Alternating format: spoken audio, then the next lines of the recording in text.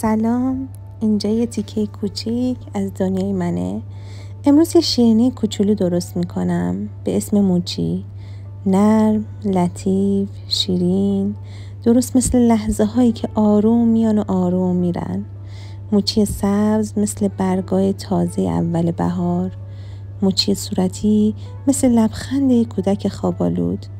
توی این لحظه فقط منم و خمیر نرم موچی و چند خط شعر برای دل خودم، شاید هم برای دل تو.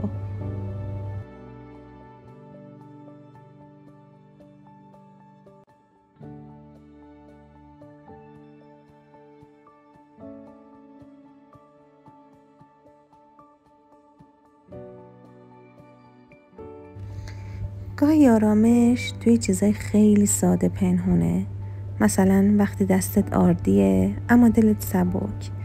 یه بیت شعر میخونه توی ذهنم، همه چیز از یه دل آروم شروع میشه.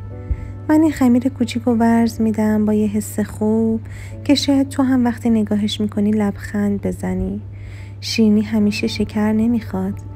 گاهی فقط یه لحظه آروم کنار صدای کسی که کتاب میخونه کافیه.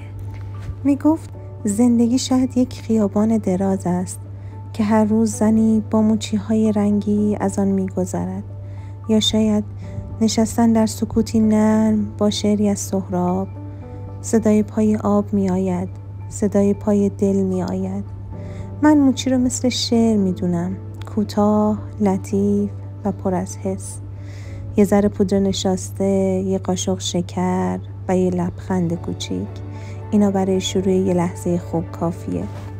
من این شیرینی رو دوست دارم، نه فقط برای طعمش، برای حسی که داره، حس سادگی، صبر و شیرینی لحظه های کوچیک زندگی.